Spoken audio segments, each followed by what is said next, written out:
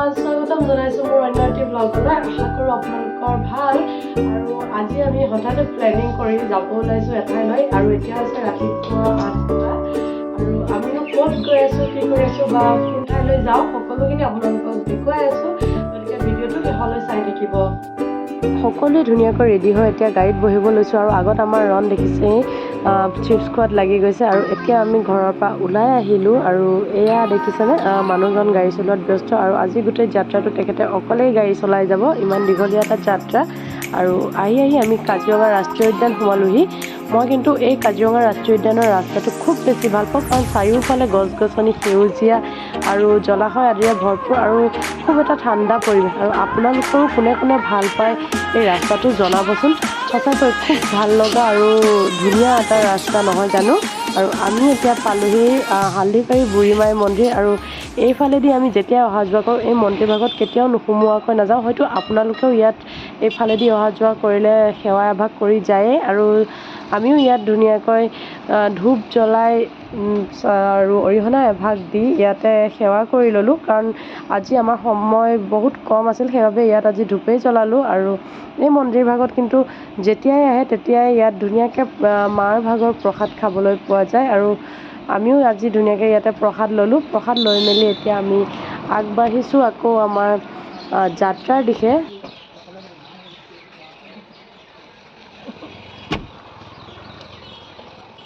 যিহেতু ৰাতিপুৱা আমি খুব সোনকালে ঘৰৰ পৰা ওলাইছিলোঁ আৰু একো খোৱাও হোৱা নাছিল, গতিকে আমি ভাবিলোঁ বোকাখাটতে ৰখি ইয়াত পুৰীৰ জুতি লওঁ। আৰু সকলোৱে আমি পুৰি খাই আকৌ আমি আমাৰ যাত্ৰাৰ অভিমুখে আগবাঢ়িলোঁ।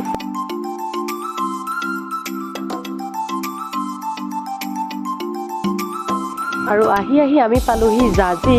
আৰু জাঁজিত ৰখি আমি ইয়াতে ভাবিলোঁ দুপৰীয়া ভাত সাজ ধুনীয়াকৈ খাই যাওঁ, কাৰণ দুপৰীয়া প্ৰায় তেতিয়া 1:30 বাজিছিল। আৰু আমাৰ ৰন যিহেতু লগত আছিল, সিও সৰু, তাৰ বহুত ভোক লাগিছিল, সেইবাবে আমি ইয়াতে দুপৰীয়া ভাত সাজ খালোঁ।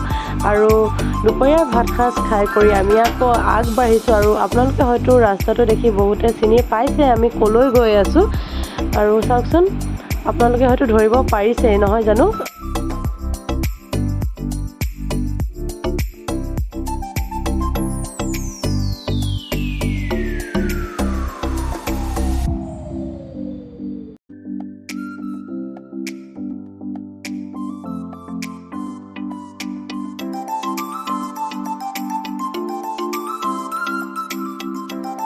ফাইনেলি আমি পালোহি এতিয়া শিৱসাগৰ। মই যে অথনি কৈ আছিলোঁ আমি এজেগালৈ গৈ আছোঁ বুলি, এতিয়া আমি আহি পাইছোঁ শিৱসাগৰ। আৰু এয়া আমি পালোহি শিৱসাগৰ তলাতল ঘৰ।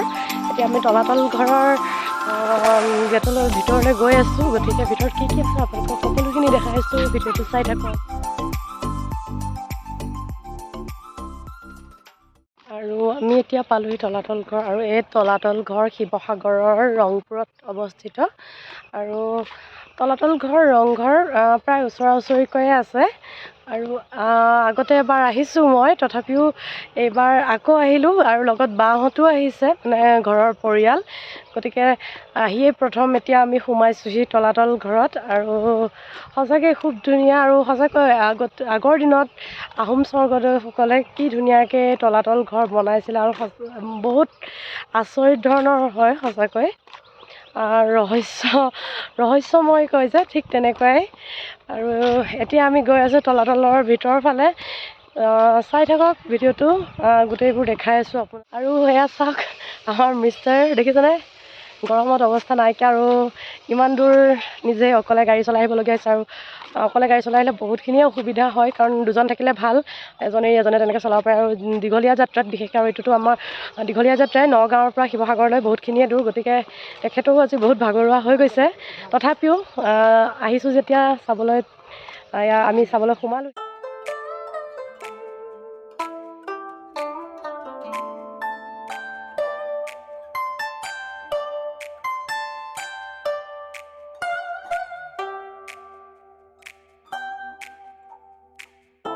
এই ৭মহলীয়া ৰাজপ্ৰসাদটো স্বৰ্গদেউ ৰাজেশ্বৰ সিংহ আৰু তেখেতৰ উত্তৰাধিকাৰীসকলে খ্ৰীষ্টীয় ১৭৫১ পৰা ১৭৬৯ চনৰ ভিতৰত সম্পূৰ্ণ কৰিছিল আৰু স্বৰ্গদেউ ৰাজেশ্বৰ সিংহই মাটিৰ তলত ৩টা মহলা যোগ কৰে যিয়ে তলাতল ঘৰৰ গঠন কৰে। তলাতল ঘৰ প্ৰথমে সেনাৰ ঘাটি হিচাপে নিৰ্মাণ কৰা হৈছিল আৰু ইয়াত 2টা সুৰংগৰ লগতে তলৰ যি 3টা মহলা আছে এইকেইটা আহোম সংঘাতৰ সময়ত আন ৰাজ্যৰ সৈতে প্ৰস্থানৰ পথ হিচাপে ইয়াতে ব্যৱহাৰ কৰা হৈছিল আৰু এয়া হৈছে তলাতল ঘৰৰ ওপৰ অংশ আৰু খুব ধুনীয়া নহয়নে পৰিৱেশটো আৰু সৌৱা যে দেখিছে মন্দিৰটো ইয়াতে স্বৰ্গদেউসকলে প্ৰথমে শিৱৰ লিংগ ইয়াতে স্থাপন কৰি পূজা পাতল কৰিছিল।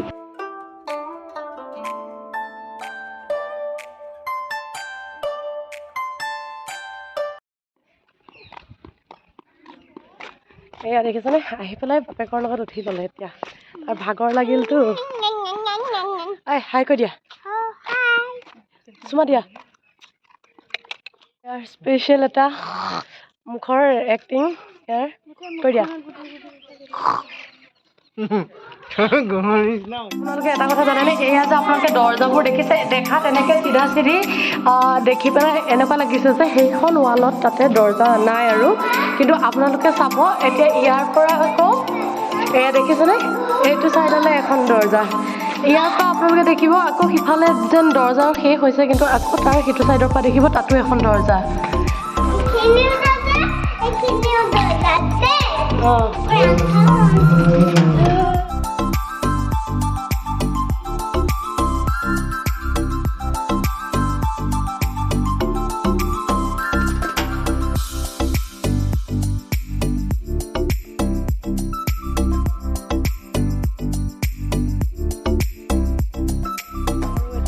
তলাতল ঘৰৰ পৰা ওলালোঁ আৰু এতিয়া তলাতল ঘৰৰ নেক্সট ডেষ্টিনেশ্যনটো আপোনালোকক দেখাই আছোঁ গতিকে ভিডিঅ'টো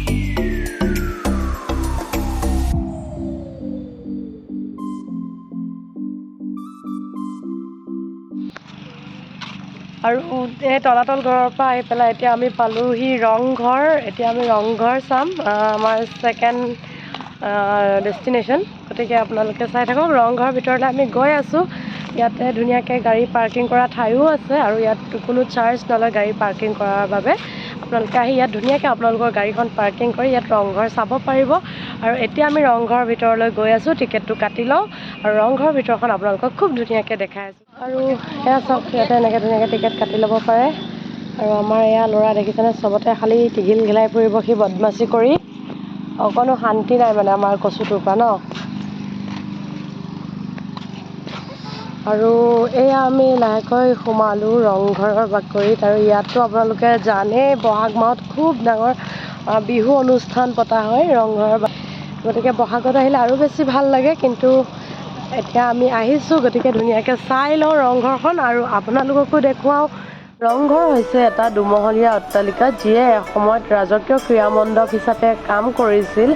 আহোম স্বৰ্গদেউসকলৰ লগতে সম্ভ্ৰান্ত লোকসকলে ৰূপহী পথাৰত বিশেষকৈ আহোমৰ ৰাজধানী ৰংপুৰৰ ৰঙালী বিহুৰ সময়ত ম'হ যুঁজ আৰু অন্যান্য খেলসমূহ ইয়াৰ পৰাই ইয়াতে বহি উপভোগ কৰিছিল আৰু এয়া হৈছে ৰংপুৰৰ বাকৰি আৰু দেখিছেনে খুব ধুনীয়া পৰিৱেশ নহয়নে আৰু দেখিলে সঁচাকৈ ভাল লাগে আৰু আমাৰ ল'ৰাই ইয়াতে খুব ভাল পাইছে। বনত দেখিছে বাগৰি দিছে গোটেইটো আৰু এয়া দেখিছেনে ৰংঘৰৰ দেৱালবোৰ কি ধুনীয়াকৈ নিৰ্মাণ কৰা আছে সেই তেতিয়াই নিৰ্মাণ কৰা এতিয়াও খুব ধুনীয়া হৈ আছে।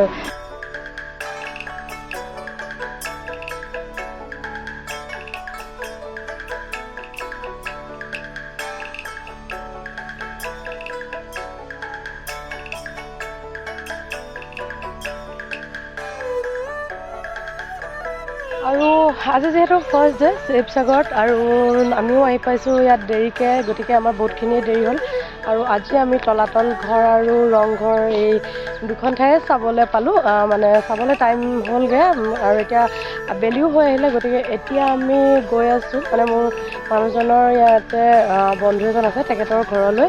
গতিকে আজিৰ ভিডিঅ'টো ইমানখিনিয়ে আছিল। কেনেকুৱা লাগিলে আপোনালোকে জনাব। যদি ভিডিঅ'টো ভাল লাগিলে শ্বেয়াৰ কৰি দিব আৰু মোৰ যদি আপুনি ফেচবুক পেজৰ পৰা চাই আছে পেজটো ফ'ল' কৰা নাই তেনেহ'লে ফ'ল' কৰি দিব আৰু যদি মোৰ ইউটিউব চেনেলৰ পৰা চাই আছে চেনেলটো ছাবস্ক্ৰাইব কৰি দিব। তেনেহ'লে আজিলৈ আহিছোঁ, বাই বাই।